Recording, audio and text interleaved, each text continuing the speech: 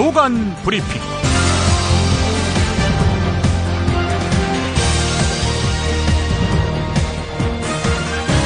2015년 9월 8일 화요일입니다. 박원순 서울시장의 아들 박주신 씨의 병역 관련 의혹은 허위 사실이라고 법원이 또다시 확인했습니다. 노컷뉴스 보도에 따르면 지난 2010년 세브란스 병원에서 MRI 촬영을 통한 공개 검증을 한 이후 법원과 검찰, 병무청 등 국가기관이 판결과 처분을 통해서 박원순 아들 병역 의혹이 사실 무근임을 확인한 것만도 이번이 무려 6번째라고 합니다. 어제는 서울중앙지방법원이 서울시청 앞에서 박원순 시장과 그 아들이 서울시의 공권력을 이용해서 증거를 조작하는 방법으로 병역 비리를 저질렀다. 박원순 시장은 야바위꾼이고 박원순 시장의 아들은 야바위꾼의 아들이라는 취지의 내용이 담긴 현수막을 게시해온 주모 씨에 대해서 그런 짓 하지 말라. 만약 계속하면은 하루에 500만 원씩을 지급하라. 이렇게 판결했습니다. 주모 씨뿐입니까? 보수단체 또 언론 심지어 공영방송 MBC까지 지속적으로 박원순 아들에게 뭔가 병역 비리가 있다는 식으로 의혹을 제기합니다. 이게 오랜 여론 선전 선동 기술과 닮아 있습니다. 나치의 선전상 괴벨스가 한 말 아닙니까? 거짓말은 처음에는 부정되고 다음에는 의심받지만 계속하면 사실로 인식된다. 네. 먼저 이 시각 반드시 알아야 할 뉴스부터 짚어보겠습니다. 원문을 찾아보면 그 사람들을 암령해오는 사람들입니다. 그러니까 조선의 관리들을 처벌한다는 이야기죠. 아주 심각한 오류가 되죠. 조선시대 기본법전인 경국대전 예문에서 일본인과 여진족이 조선에서 소란을 피우면 곤장을 맞았다. 이런 주장인데요. 이런 주장에 대해서 이익주 서울시립대 국사학과 교수는 심각한 오류라고 지적합니다. 한두 사람의 비판이 아닙니다. 박근혜 정부의 첫 국정교과서인 초등학교 5학년 2학기 교과서를 분석한 학자들과 교사들은 이런 교과서로 공부하면 학생들이 잘못된 역사인식을 갖게 된다며 우려했습니다. 기초적인 사실관계에서부터 서술상의 표현, 해석까지 국가가 책임지고 만들었다고 보기 어려운 오류투성이의 교과서란 겁니다. 그렇지 않으면 우리가 아무데나 가서 그냥 감으로 찾아다니는 그런 어려움이 있습니다. 전복된 돌고래호에서 10번째 사망자가 발견된 이후 만 이틀 가까이 추가 실종자 발견 소식이 없어 가족들이 속이 타들어가고 있습니다.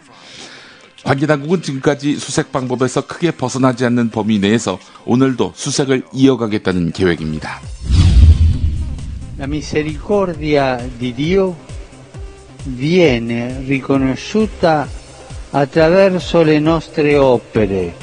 프란치스코 교황의 하느님의 자비는 우리의 행동을 통해 드러나는 것입니다.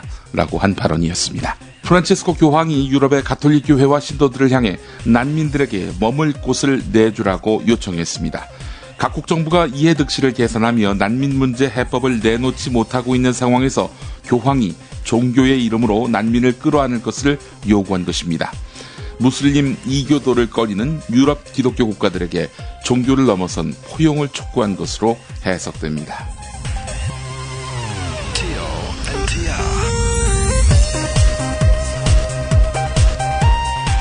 김용민의 조간브리핑은 이담채 김치, 컴백홈 대리운전, 산양 약선 막걸리, 팡팡 꽃배달, 연지연 곰탕, 선대인 경제연구소가 공동 제공합니다. 김치가 다 같은 것 같죠? 아니요, 이담채는 진짜 다르죠. 겨울 전라도, 여름 강원도, 봄 가을 충청도 최고의 배추만 골라와야지요. 소금 영광에서 직송된 최고의 국산 천점이 기본 아닌가요? 아, 고춧가루와 파, 마늘 괴산 영천에서 건강한 놈들만 가져와야 해요. 우와, 재료가 반이라고 하던데 역시 이담채네요. 그런데 어떻게 담가야 이담채 김치 맛이 나요? 아유, 이거 비밀인데 다시마에 표고버섯, 양파, 멸치를 넣고 우려낸 육수에다가 온갖 재료를 잘 버무리고 2달 동안 저온 숙성한 양념을 써야 해요. 근데 흉내내봐야 소용없어. 30년 연구한 레시피에 30년 김치만 만든 손맛을 따라갈 수 있겠슈? 이담채 김치, 안내와 주문은 검색창에 이담채를 입력하세요. 전화는 1544-4586. 1544-4586. 컴백홈 대리운전. 여자한테 참 좋은데. 여자한테 정말 좋은데. 어떻게 표현할 방법이 없네. 컴백홈 대리운전이 왜 여자한테 좋냐고요? 대리기사님을 전화가 아니라 스마트폰 앱으로 호출합니다. 대리기사님의 사진과 평가, 체험 후기를 보시고 선택합니다. 그리고 모든 결제를 현금이 아닌 스마트폰에서 간편히 끝냅니다.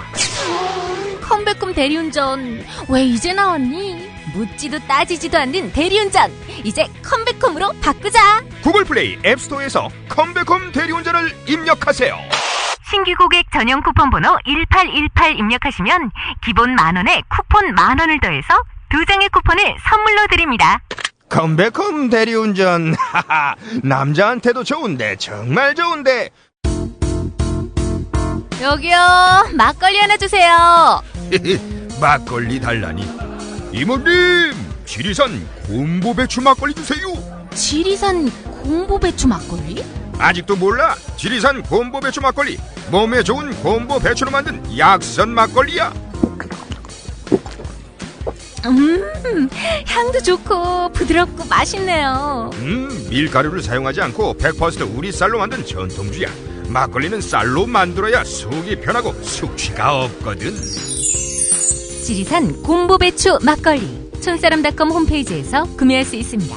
네이버에서 촌사람닷컴을 검색하세요. 문의 1899-4188. 이명박 씨가 이 나라 대한민국에 도대체 무슨 짓을 한 겁니까? 이명박 정부가 해외 자원 개발을 추진하면서 국가기관 산업인 에너지 공기업과 안정적 자금 운용이 필수적인 국민연금에 고위험 투자를 유도한 것으로 드러났습니다. 이명박 정부가 이들 기관이 고위험 투자로 인해서 지식경제부 기관평가나 감사원 감사에서 불이익을 받지 않도록 지시한 사실도 밝혀졌습니다. 새정치민주연합 노영민 의원, 오랜 MB정부의 해외 자원개발 비리를 파헤쳐온 인물이죠. 이 노영민 의원이 입수한 총리실문건은 에너지공기업, 국민연금이 시범투자사업 추진으로 기관평가나 감사원 등에서 불이익을 받지 않도록 기획재정부 등 관계부처에서 협조 조치, 이렇게 명시돼 있습니다. 이게 무슨 말이냐? 에너지공기업과 국민연금이 고위험 자원개발 사업에 투자해서 손실이 발생하더라도 불이익을 주지 말라고 지시한 겁니다. 문건 내용은 자원외교에 따른 투자 실패를 개별 기업의 책임으로 넘긴 이명박 박근혜 정부 고위 인사들의 해명과 정면으로 배치됩니다. 이명박 정부에서 지식경제부 장관을 지낸 최경환 경제부총리는 해외 자원 개발을 포함해서 당시 공기업 사업은 모두 공기업의 책임 경영에 따라서 이루어진 것이다, 이렇게 말을 했고, 지식경제부 차관을 역임한 윤상직 산업통상자원부 장관은 개별 프로젝트의 손실에 대해서는 공기업의 역량이 못 따라간 그런 부분이 있었다라면서 자신들은 책임이 없고 이 기업들이 모두 판단을 잘못해서 그런 것이다 라고 뒤집어 씌우다시피 했습니다. 감사원에 따르면 1984년 이후 정부가 해외 자원 개발에 투자한 총액의 80%인 27조 8천억 원이 이명박 정부 때에 집중됐습니다. 에너지 공기업 빅3인 석유공사, 가스공사, 광물자원공사는 최근 7년 동안 40개 사업에 32조를 투자해서 12조 8,603억 원의 적자를 기록했습니다.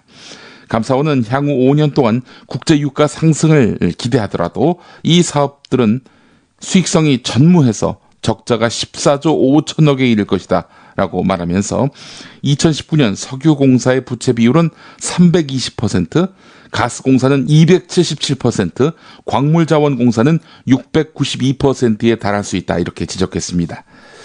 노영민 의원 말이 이렇습니다. 이명박 정부가 에너지 공기업의 부실 투자를 부추겼다는 사실이 명확해졌다. 에너지 공기업이 기관평가나 감사에서 불이익을 받지 않게 협조하라고 지시한 것은, 이거는 MB의 묵인 없이는 불가능한 일이다, 이런 얘기입니다. 묵인, 그 이상이란 얘기죠. 지시를 했을 가능성도 있다, 이렇게 봐도 무리는 아닐 것입니다. 자원개발에 투자를 했다가 손실이 나도 기관평가 또 감사에서 불이익이 없도록 하라. 그러니까 고위험 투자 마음껏 할 수 있도록 길을 터줘라. MB정부의 총리실 문건에 담긴 내용을 오늘 경향신문이 일면에서 소개했습니다. MB의 형 이야기입니다. MB의 형 이상득 전 국회 부의장이 MB 정부 시절인 2010년에서 2011년 포스코의 민원을 해결해주는 대가로 정준양 당시 포스코 회장으로부터 경제적 이익을 제공받은 단서를 잡고 수사하고 있는 것으로 알려졌습니다. 검찰은 정준양 전 회장을 피의자 신분으로 불러서 이 대목을 집중 추궁할 계획이라고 하는데요. 그 경제적 이익이 뭐냐? 철강업계에 따르면 포스코는 2008년부터 1조 4천억 원을 들여서 경북 포항에 신제강 공장을 세우려고 했는데 인근 군부대의 반발로 2009년 9월 공사가 일시 중단됐습니다. 이미 공정률이 93%에 달해서 만약에 공사가 그치게 된다면 1조 원대의 투자금을 날릴 판이었습니다. 1년 넘도록 공사가 다시 시작될 기미가 보이지 않자 지역구 의원이자 MB정권 최대 실세인 이상득 전 부의장이 직접 중재에 나섰습니다. 결국 2011년 2월 국무총리실 행정협의조정위원회에서는 군사작전에 방해가 안 되게 공장 설계를 일부 변경하는 조건으로 군과 포스코 사이에 합의가 이루어졌습니다. 신제강 공장은 2011년 4월에 준공됐고 포스코는 거액의 손실을 막을 수 있었다는 거지요. 검찰은 이상득 전 부의장의 측근 박모 씨가 실소유주인 TM테크가 일감의 100%를 포스코에서 수주하는 등 특혜를 누린 것이 바로 신제강 공장 공사건과 무관하지 않은 것으로 보고 있습니다. 자, 이상득 다시 처벌받을까요? 검찰의 기세로 봐서는 그럴 것 같습니다. 우리 검찰 참 일관성 있지 않습니까? 죽은 권력에 관해서는 성역 없는 수사를 서슴지 않습니다. 살아있는 권력에 대해서는 결코 그렇게 못하는 검찰 아닙니까? MB의 교회 이야기를 해보겠습니다. MB가 지금은 은퇴 장로로 있는 곳이죠. 소망교회 이야기입니다. 서울 강남의 대형 교회에 기도한 소망교회 측이 직원들에 대한 급여 수당 미지급과 산업재해 신청 방해, 또 협박 등의 혐의로 고소되거나 노동부 조사와 검찰 수사를 받고 있습니다. 사회의 목탁이 되고 빛과 소금이 되어야 할 교회가 이 급여 미지급, 방해, 협박, 이 혐의에 휘말렸군요. 이명박 전 대통령이 장로로 활동한 소망교회는 강만수 전 기획재정부 장관을 비롯해서 여러 신도들이 이명박 정부의 요직을 차지하면서 이른바 고소영이라는 신조어의 한 축을 담당하기도 했습니다. 고소영 아시죠? 고려대 소망교회 영남정권. 이 말을 만들어낸 분이 바로 나는 꼽살이다. 작가 황덕창 씨입니다. 오늘 나는 꼽살이다 시즌3가 업데이트됩니다. 서울중앙지검 공공형사부는 소망교회 강모 사무처장을 지난 4일에 소환조사했습니다. 고용노동부 서울 강남지청이 강 사무처장을 기소 의견으로 검찰에 송치한댔다는 건데요. 강 사무처장은 미화 직원 최모 씨의 연차와 병가를 사용하지 못하게 한 혐의를 받고 있습니다. 이 최모 씨는 2012년 12월 근무 중에 허리를 다쳤는데 교회 측이 불허해서 연차 그리고 병가를 사용하지 못했고 산재 처리 대신에 일반 치료를 요구했다고 주장하고 있습니다. 최 씨는 지난해 이 교회 김모 담임 목사를 횡령 등의 혐의로 고소했다가 불기소 처리했는데 이 과정에서 강모 사무처장이 무고로 맞고소할 수 있고 자녀들에게도 해가 될 것이다. 이런 협박을 했다는 주장도 하고 있습니다. 김모 담임 목사는 다른 직원으로부터도 고소를 당했는데요. 소망교회로부터 일감을 수주한 용역업체 소속 미화 담당 직원 2명은 지난달 횡령과 사기 혐의로 김 목사를 검찰에 고소했습니다. 이 미화 직원들은 2003년 10월부터 2014년 10월까지 소망교회가 임금을 규정보다 적게 지급했다 이렇게 주장하고 있는데요. 이 소망교회의 급여 대비표는 미화 직원의 급여를 177만여 원으로 측정하고 있는데 자신들은 월 105만 원에서 115만 원밖에 받지 못했고 따라서 차액을 소망교회 측이 횡령했다 이렇게 주장하고 있는데요. 이 사건은 강남경찰서가 서울중앙지검 형사 2부의 지휘를 받아 수사하고 있습니다. 한편 소망교회 관계자는 교회는 비영리 단체로서 노동조합을 인정하지 않는 게 관행이었기 때문에 현재 일어나고 있는 문제 제기가 생소한 측면이 있다. 법적 처분에 따르겠지만 교회의 노동법을 그대로 적용할 수 있을지 모르겠다. 이렇게 말했습니다. 교회는 다르기 때문에 노동법을 적용할 수 없다. 그러니까 노동자들에 대해서 홀대를 해도 당연하고 타당하다. 이런 주장인가요? 예, 어떻게 이런 사람들이 예수를 믿는지 모르겠습니다. 꼬마 난민 쿠르디의 죽음 이후 유럽이 움직이고 있습니다. 프란치스코 교황은 지금은 말보다 행동으로 난민에게 용기를 줘야 한다 이렇게 호소했습니다. 앞서 들으셨죠? 교황은 바티칸 2개 교구가 난민 2가족을 받겠다면서 모든 가톨릭 교구가 따라줄 것을 요청했습니다. 유럽 내에 가톨릭 교구는 5만 곳 정도 되는데요. 교구당 한 가족씩 받게 되면 적어도 10만 명에게 살 곳을 마련해 줄 수 있습니다. 이런 가운데 독일과 프랑스는 난민의 절반을 책임지기로 했습니다. 고심 끝에 해체했다던 해경이 언제 다시 나타나는지는 모르겠습니다만은 나타나서도 제 역할을 못하고 있습니다. 중앙일보 오늘 사면을 보겠습니다. 밤바다를 밝혀주는 조명탄은 없었다. 해양경비안전본부 경비정은 일부를 좁게 비추는 서치라이트를 켜고 밤바다를 누비었다.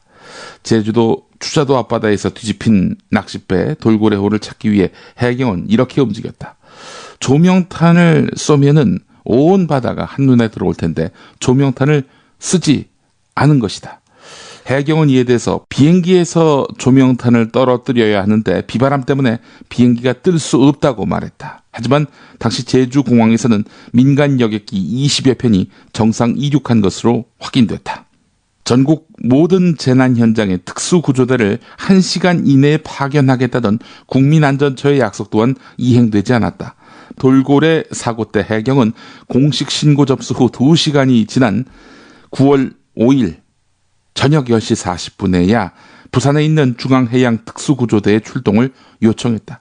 출동 요청이 늦어진 데 대해서 해경 측은 특수구조대의 이동시간 등을 고려하면 어두운 밤보다는 날이 밝는 대로 수중작업을 실시하는 것이 낫다고 판단했다. 이렇게 말했다는 겁니다. 그 사이 사람이 다 돌아가셔도 신경 안 쓰겠다. 이런 이야기인가요? 여러분, 이런 해경 믿고 함부로 바다 낚시 나서지 마시기 바랍니다. 박근혜 정부가 첫 국정교과서로 만든 초등학교 5학년 2학기 사회 역사교과서에 조선초 간행된 삼봉 정도전의 문집, 삼봉집의 간행 시기가 조선 후기로 명시되어 있고 고구려, 백제, 건국 세력의 뿌리인 부여의 역사는 빠져 있는 것으로 확인됐습니다. 교과서에서는 또 종이 설치된 누각인 보신각을 종이라고 표현하는 등 기초적인 실수도 여럿 발견됐습니다. 지난 8월에 발행된 이 교과서는 2학기 초등학교 5학년 교실에서 사용되고 있는데요. 조한경 전국 역사교사 모임 회장은 정부가 오류 없는 교과서를 만들겠다고 하면서 국정화 드라이브를 걸고 있지만 국정교과서는 오류투성이었다. 국정제의 폐쇄적인 집필 과정이 이 같은 문제를 낳은 것이다. 이렇게 지적했습니다. 이뿐이 아닙니다. 지도에 고구려 비사성 위치를 중국 다롄시가 아닌 진저우시에 표시한 점, 이것도 문제가 되고요. 고추가 없던 고려 때의 붉은색 김치가 사파로 들어간 점, 이 점은 며칠 전에 제가 이 시간을 통해서 소개해드렸죠.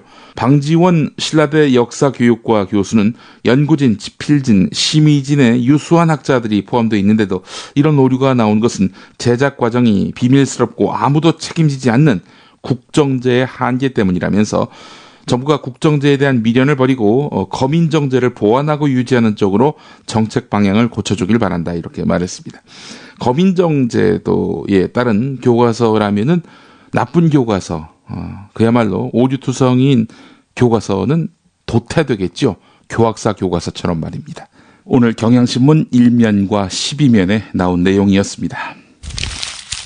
모레 시작되는 국회 국정감사를 앞두고 새누리당이 소속 기관의 연구보고서를 토대로 포털 업체들이 정치적 편향을 보이고 있다는 주장을 강하게 펴고 있습니다. 여당이 입법, 행정, 사법은 물론이고 언론까지 다 장악한 마당에 일개 사기업에 불과한 포털 업체들로부터 부당한 편파보도 피해를 입고 있다. 이 주장 액면 그대로 보면 도저히 설득력이 없는데요. 그런데 새누리당이 객관적인 근거로 내세운 보고서까지 내놔서 이게 진짜 포털업체들이 강심장으로 박 정권에 맞서고 있는가 이런 의문을 갖게 되는데요. 자, 그런데 이 보고서를 한겨레가 꼼꼼히 살펴봤는데요. 언론과 포털에 대한 이해도가 현저히 낮은 데다가 데이터 조사와 분석 과정에서 여러 가지 기초적인 오류들을 포함하고 있어서 객관적 신뢰성이 떨어지는 것은 물론이고 자의적 왜곡 가능성에도 의문이 제기되고 있다는 것입니다. 국정교과서를 보는 것 같네요. 예. 이를테면 이런 겁니다. 새누리당 포털 보고서에 정부 여당 관련해서 정부 여당을 부정적으로 표현한 이런 기사 제목을 보면 KTX 수출길을 막는 정부 11년 동안 한 대도 못 팔았다. 최신 핸드폰은 안 먹혀 먹통 앱을 방치하는 정부 3.0. 지명 수배자 풀어준 뒤 다시 체포한 어수룩한 경찰. 헛다리 짚은 경찰 크림빵 아빠 초동수사 부실. 대학은 성범죄 얼룩지는데 교육부는 통계도 못 잡아. 예, 이런 내용입니다. 아니 이런 내용을 보면은 이거 언론이 당연히 해야 될 권력에 대한 비판인데 이게 정부 여당을 비판하는 기사로 분류가 됐다는 거 아닙니까? 이런 식의 분류를 통해서 보고서는 네이버 다음에서 여당에 대한 부정적 표현이 포함된 기사가 모두 1176건으로 야당보다 10배 가까이 많다고 주장했습니다.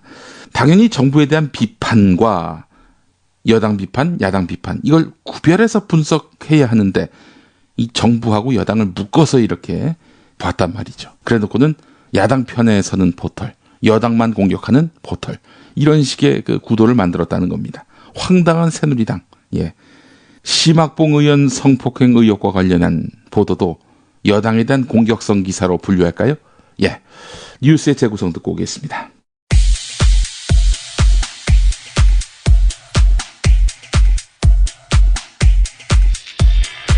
네, 입법조사관입니다. 9월 4일 심학봉 의원으로부터 징계안에 대한 소명서가 제출되었습니다. 이상 보고를 마치겠습니다. 9월 7일 국회 윤리특별위원회 심학봉 새누리당 의원의 성폭력 의혹과 관련한 징계안을 논의하는 자리. 국회법 제58조에 따라서 징계에 관한 회의는 비공개로 진행하도록 되어 있어 지금부터 회의를 비공개로 진행하도록 하겠습니다. 10분 뒤 오늘 회의는 이것으로 마치겠습니다. 사내를 선포합니다. 어떤 결과가 있었을까? 새정치민주연합 여성의원들. 심학봉 의원 감싸고 나섰습니다. 새누리당이. 이래서 됩니까? 성폭력 의혹을 사는 사람을 감싸도 지지율이 안정적이다 이렇게 생각하는 모양이죠. 심학봉은 누구일까? 2012년 박정희 전 대통령 추모 행사. 피와 땀을 마을과 조국에 헌신하신 반인 반신의 지도자는 이제 위대한 업적으로 남아 영원히 기억되고 있습니다. 박정희가 반은 인간이고 반은 신이라고 말하는 등 심상치 않은 자리. 심학봉이 나서서 하는 말. 금호선에는 전설이 있습니다. 금호선에는 2명의 대통령이 난다고 했습니다. 그 전설이 꼭 이루어지도록 여러분들이 지켜주셔야 합니다. 대선을 목전에 두고 구미지역 주부 모임에 나타나서는 열심히 해서 구미 경제 살리고 대한민국 지키고 그리고 올 12월에 아시죠? 예, 구미에서 2번째 대통령 만드는데 기하겠습니다. 자, 감사합니다. 축하드립니다. 2014년 지방선거에서는 우리 구미의 딸 누굽니까 여러분? 다시 한번 묻겠습니다. 구미의 딸 누굽니까? 지난 4월 국회에서 이병기 청와대 비서실장에게 비서실장님, 대통령께서는 대국민 메시지를 통해서 성의역 없는 수사, 그리고 부정과 비리, 부패 척결을 위해서 이걸 꼭 이루어내고 이걸 통해서 대한민국이 새로운 정치 개혁을 통해서 새롭게 거듭나는 그런 의지를 천명을 하셨거든요. 네. 그러면 우리 이 대통령을 보좌하는 이 비서실장으로서도 각오와 또 역할이 또 있어야 될 것 같은데요. 맞습니다. 어떻게 생각해요? 성역 없는 수사라고 했던가? 그렇다면 본인은? 대구에서 40대 여성을 성폭행한 혐의를 받고 있는 새누리당 구미갑 지역의 심학봉 국회의원이 피의자 신분으로 어젯밤 경찰에 출두해서 조사를 받았습니다. 이번 사건에 대해 경찰은 혐의 없음으로 결론을 내리고 불기소 의견으로 검찰에 넘기기로 해 봐주기 수사 논란이 일고 있습니다. 피해 여성 측은 심학봉 의원이 피해 여성의 앞에서 무릎을 꿇고 빌었다. 또 제3자를 통해서 합의금 3천만 원을 주겠다고 제안했다고 밝힌 것으로 알려졌는데요. 실제로 피해 여성은 성폭행 진술을 번복하기 하루 전인 지난달 26일 지인의 중재로 심 의원과 한 식당에서 만났다고 합니다. 인근 노래방에서 술까지 마신 것으로 드러났지만 경찰은 금품 제공 의혹에 대한 계좌 추적 등의 추가 조사를 하지 않았습니다. 봐주기 수사라고 했던가. 심학봉으로 인해 타격을 입은 박근혜. 성의역 없는 수사, 이걸 꼭 이루어내고 이걸 통해서 대한민국이 새로운 정치 개혁을 통해서 새롭게 거듭나는. 심학봉에게 묻는다. 지금 구미의 딸 박근혜를 흔드는 세력이 국회에 알렸습니다. 박근혜를 흔드는 국회의원이 누구냐고.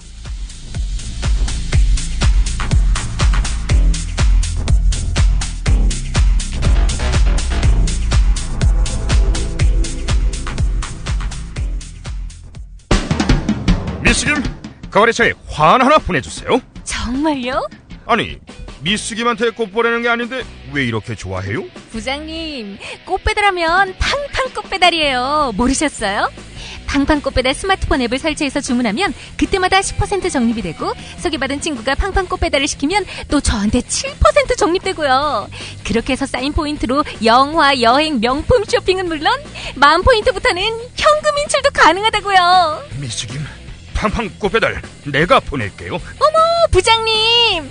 부장님이 주문하실 거면 팡팡머니 추천위는 저로 해주세요. 네? 팡팡 터지는 혜택과 즐거움, 팡팡 꽃 배달. 지금 구글 플레이 스토어에서 팡팡머니 앱을 설치하세요. 보다 자세한 내용을 알기 원하시면 네이버에서 팡팡 꽃 배달을 검색하세요. 6살 하늘이 밥을 잘 안 먹어요. 엄마, 나 이거 맛이 없어요. 그만 먹을래요. 엄마의 걱정은 점점 더해가는데요. 그런데 이때 택배입니다. 연지연 곰탕이 배달됐어요. 직접 도끼로 팬 장작불 위에 와규를 한가득 넣은 가마솥에서 24시간 끓인 진국. 연지연 곰탕이 하늘이 입에 들어가는 순간, 아, 맛있다. 엄마 한 그릇 더 주세요. 하늘이의 밥도둑 연지연 곰탕. 조미료 같은 첨가물이 전혀 들어가지 않아 엄마의 기쁨은 더하답니다. 연지연 곰탕은 강화군에서 김포시 방향으로 강화대교 건너자마자 있습니다. 포장 판매는 한 팩 800g에 7,000원, 7팩 이상 무료 배송합니다. 주문 전화는 010-7252-1114, 010-7252-1114. 국내의 경제 상황을 정확하게 짚어온 선대인 경제연구소가 최근 미국발 금리 인상과 중국 경기 하락 등 요동치는 세계 경제 흐름을 면밀히 짚어드립니다. 출범 3년가 슈퍼차이나 리포트 론칭을 기념해 선대인 경제연구소가 푸짐한 보고서 구독 이벤트 혜택을 마련했습니다. 리포트 베스트 20, 저성장 시대 경제의 큰 흐름에서 찾는 투자의 기회 보고서와 5대 경제 이슈 긴급 정리 특강 수강 기회 등 3종 세트를 기본으로 제공합니다. 좀 더 자세한 내용은 연구소 홈페이지를 참고하세요. 선대인 경제연구소 문의는 070-7584-2050, 070-7584-2050. 홈페이지는 sdinomics.com입니다. 김용민이 전해드리는 조간 브리핑. 이른 아침 조간신문 핵심 기사를 훑어보는 시간, 김용민의 조간 브리핑. 월요일부터 토요일까지 매일 오전 7시대에 업데이트됩니다. 뉴스뿐 아니라 그 안에 숨은 맥락도 짚어드립니다. 형 확정 전에 미결수가 수용되는 곳이 있습니다. 구치소지요. 징역 몇 년, 몇 개월, 땅땅땅 이렇게 판결받기 전에 구속 상태에서 머무는 곳, 바로 거기가 구치소인데, 구치소 재소자 가운데 일부가 하루에도 여러 차례 변호사를 접견하면서 일반 재소자들에 비해서 자유롭게 생활한다는 이른바 황제 접견의 실태가 처음으로 공개됐습니다. 이 황제 접견의 혜택을 누리는 이는 대부분 돈과 관련된 경제범죄를 저지른 이른바 범털들이었는데, 유전무죄, 무전유죄로 상징되는 우리 사회의 사법 불평등이 처벌 과정에서도 그대로 재현되고 있음을 보여준다는 내용, 오늘 한겨레에서 볼 수 있습니다. 1000번 이상 접견한 8명 중에 7명이 바로 경제범죄자였다고 하는데요. 투자금 9,875억, 거의 1조에 가까운 돈을 가로챈 주수도 전 회장, 하루 평균 4.79회 변호사를 접견했다고 합니다. 아이고, 이거 뭐 부인보다 더 많이 만나시는 것 같은데요. 자, 이런 그 황제 접견을 누리는 경제 사범들 보니까 수도권 대도시 구치소에 주로 몰려 있었네요. 서울 남부, 수원 구치소 순이었다고 하는데, 지방의 소규모 구치소에는 이런 황제 접견이 거의 없다는 것입니다. 서울신문 이면으로 가보겠습니다. 사법시험 존치 논란과 관련해서 도를 넘는 법학도 사이에 비하 전쟁이 벌어지고 있다는 내용입니다. 로퀴란 말 들어보셨습니까? 로퀴. 이거는 로스쿨 플러스 바퀴벌레, 이렇게 표시되고 있는 겁니다. 똥시가 있습니다. 똥시는 뭐냐? 똥값 변호사 시험. 네. 이런 건데, 똥값 변호사 시험이라고 하는 것, 또 로퀴라고 하는 것은 로스쿨을 비하하기 위한 거 아니겠습니까? 자, 그렇다면 로스쿨 다니는 분들이 또 가만히 있겠습니까? 사시 준비하는 사람들은 또 어떻게 이렇게 표시하느냐? 사시충, 사법시험 벌레, 사시충이 있고요. 연변거지라는 말도 있군요. 사법연수생 플러스 변호사 플러스 거지. 예. 이미 인터넷에서는 사시 진영과 로스쿨 진영이 거의 불구대천의 원수가 돼 있습니다. 변호사들만 가입할 수 있는 한 인터넷 커뮤니티 사이트에서 고시생들은 로스쿨 출신을 로스쿨과 바퀴벌레를 합한 로퀴벌레라고 부릅니다. 변호사 시험은 똥시로 통하는데요. 반대로 로스쿨 학생들은 고시파들을 각각 벌레와 거지에 빗댄 사시충, 연변거지라고 헐떴습니다. 서울 지역의 한 중견 변호사 말이 있습니다. 사이트에서 막말이 예사로 오가는 걸 보면 법조인을 준비하는 사람들이 과연 이래도 되나 하는 회의감까지 들 정도다라고 말을 했다고 합니다. 지들도 할 텐데요. 이게 명예훼손에 저촉된다는 것을. 국회 기획재정위원회 소속의 윤호중 새정치민주연합 의원이 국세청에서 제출받은 지난해 직장인 연말정산 자료에 따르면 연말정산 대상 근로자 1,618만 명의 연평균 소득이 3,172만 원, 그러니까 월 264만 원으로 나타났습니다. 그러니까 우리나라 근로자들, 임금 근로자들의 월 평균 소득이 264만 원이라는 겁니다. 264만 원에 이르지 못하는 분들 계시죠? 너무 낙담하지 마십시오. 이 평균에 미치지 못하는 사람들이 10명 가운데 6명 꼴이라는 겁니다. 어떻게 10명 가운데 6명이 평균 이하일까? 보니까 말이죠. 상위 10%의 평균이 1억 166만 원이었습니다. 상위 0.01%는 연봉 슈퍼리치인데 평균 18억 7천만 원이라고 합니다.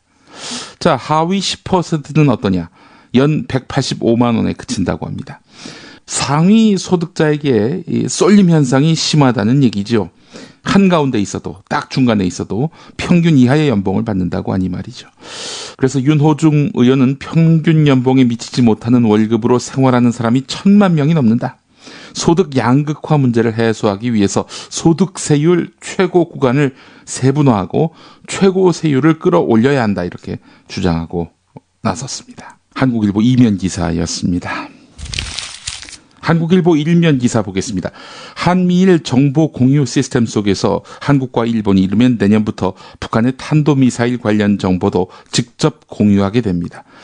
정보 공유 가면 나쁘지 않죠? 자, 그런데 말이죠. 지난해 한미일 정보 공유 약정을 체결하고 올해 한미 간 탄도탄 정보를 실시간으로 공유하기로 한 데 따른 후속 조치인데 이렇게 되면 미국 주도의 미사일 방어 체계 편입을 위한 사전 작업이 완료되는 것입니다. 결국 우리가 MD에 편입되는 것 아니냐 이런 이야기입니다.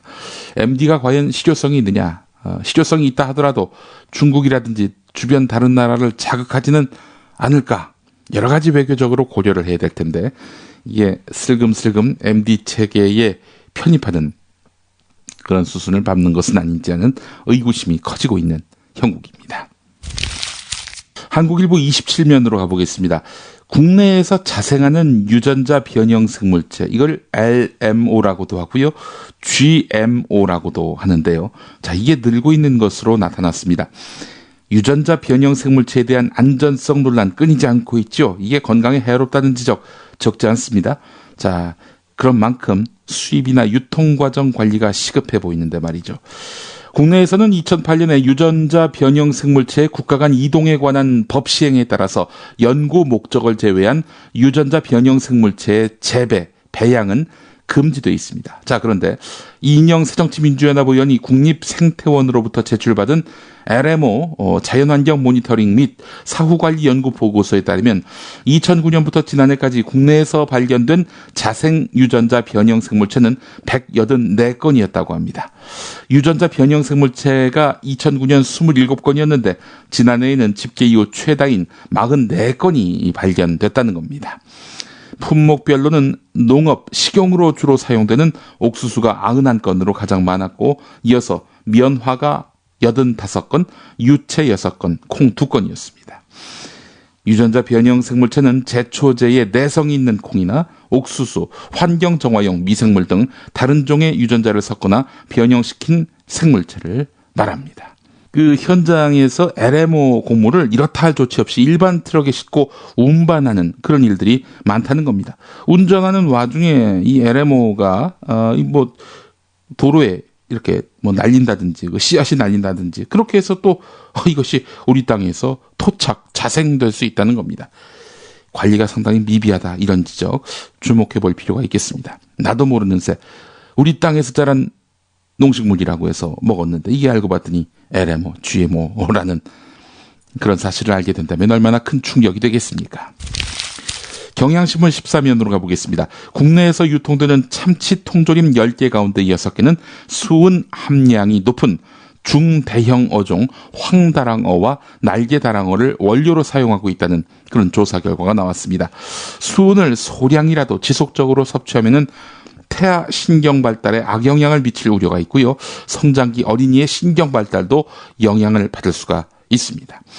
환경단체들은 참치 통조림의 원료 표시를 분명히 해서 수은의 과잉 섭취를 막아야 한다. 이렇게 주장했습니다. 현재는 어떻습니까? 구체적인 어종 표시 없이 다랑어로만 이렇게 표기되어 있잖아요. 이게 구체적으로 황다랑어인지 날개다랑어인지 소형 어종인 가다랑어인지 이런 것들이 분명히 밝혀져야 합니다. 가다랑어 같은 경우에는 수은 함량이 상대적으로 적은 편이죠.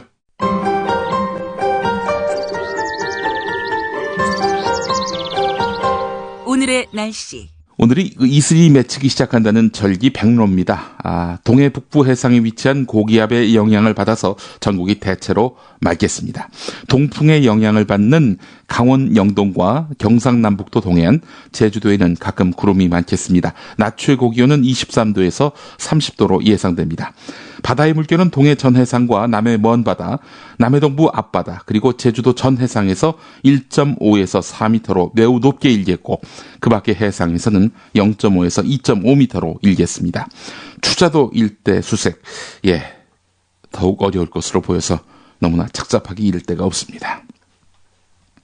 오늘 김용민의 조간브리핑은 윤신영 과학동화 편집장의 동아일보 광화문 해석 칼럼을 소개하겠습니다. 개신교에서 들고 나오는 창조과학에 대한 비판인데요. 상당히 직설적입니다.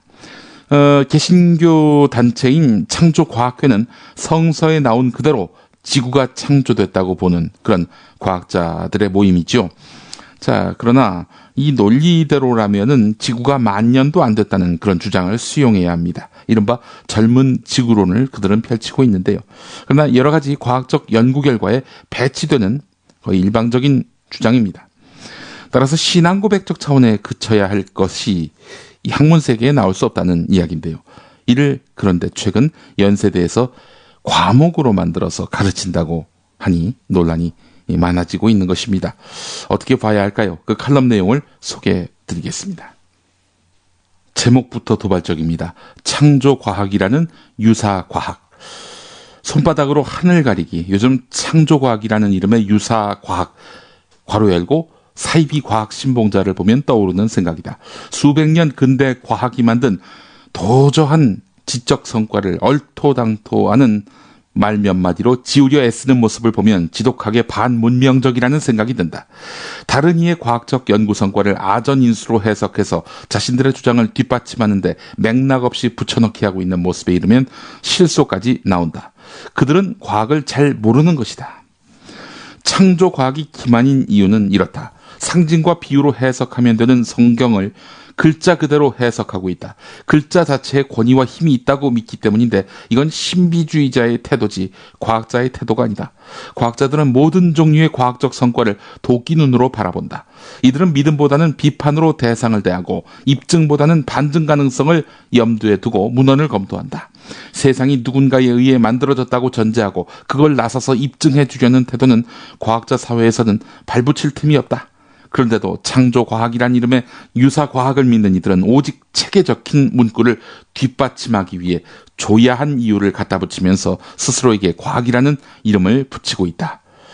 창조과학이란 이름의 유사과학은 학문의 영역에 속하지 않고 과학에는 더더욱 속하지 않는다. 그냥 믿음이다.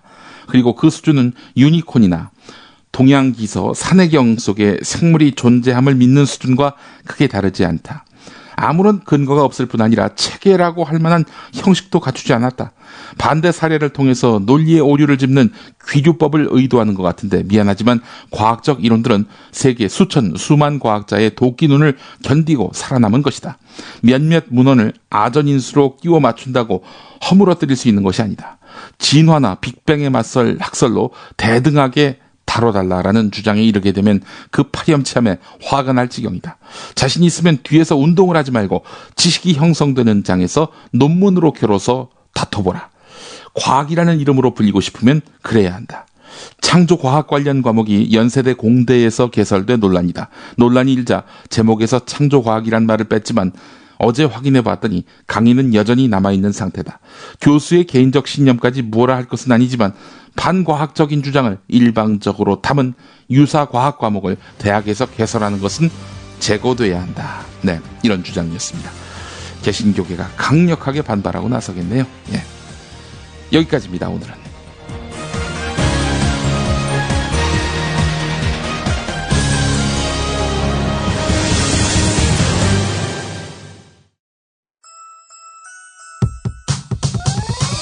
이번 방송 괜찮았나요? 작별의 여운 이렇게 표시해주세요. 다운로드하기, 댓글 달기, 구독하기, 별점 주기. 더 좋은 방송 만들어달라는 약속 이렇게 응원해주세요. 다운로드하기, 댓글 달기, 구독하기, 별점 주기. 기억하셨죠? 다운로드하기, 댓글 달기, 구독하기, 별점 주기.